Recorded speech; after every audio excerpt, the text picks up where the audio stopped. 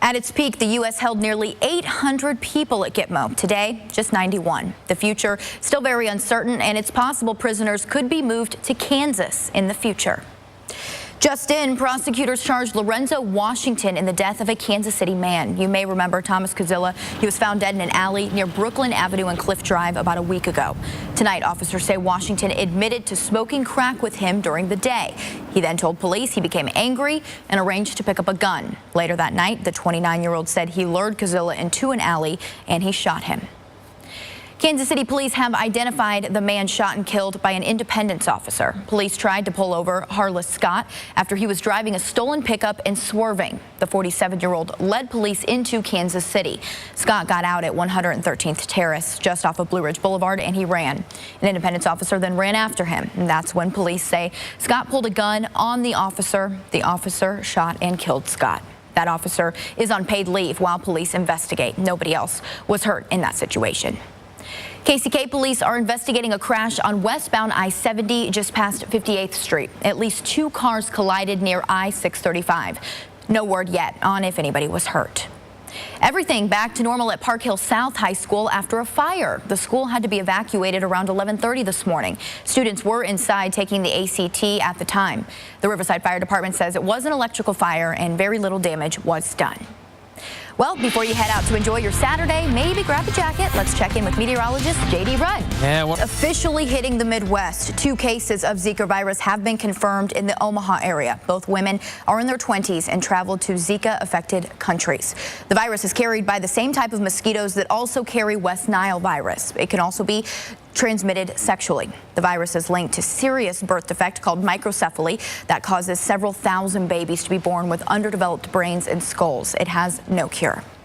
The virus has also surfaced in Florida, Texas, California, and Hawaii. The World Health Organization estimates up to 4 million Zika cases by the end of this year. Stumping for Hillary. Why Madeleine Albright thinks you should vote for the former Secretary of State. North Korea has fired a long-range rocket. Critics say this is a cover for a banned missile test of technology that could reach the U.S. mainland. This follows claims that North Korea has also tested a hydrogen bomb. An update on the rescue efforts in Taiwan. At least 18 people are dead and hundreds hurt after a 6.4 magnitude earthquake. 130 people are missing and at least 29 people remain trapped. Most were asleep when that quake happened. Officials say a total of 9 buildings collapsed and 5 more were left tilting. In Decision 2016 coverage tonight, the Republican candidates are getting ready to debate. This is the final debate before the New Hampshire primary on Tuesday. It's the first time viewers without cable will be able to watch. Donald Trump still holds a strong lead heading into Tuesday's primary, but it's Marco Rubio now rising to second place after picking up an endorsement from former rival Bobby Jindal. Though Senator Ted Cruz is slipping slightly in New Hampshire polls, he's still in the top tier nationally. Carly Fiorina and Jim Gilmore are the only remaining GOP candidates to miss the cut. On the Democrat side, Hillary Clinton plans to head to Flint tomorrow. She'll address the city's water crisis. In a recent New Hampshire poll, Clinton is trailing Senator Bernie Sanders. That could explain the strong words from one Clinton supporter. It's not done, and you have to help. Alrighty. Well, since there's no snowstorms or anything, we've got the perfect opportunity to check out Wayside Waves Kitten Bowl. You see what I did there?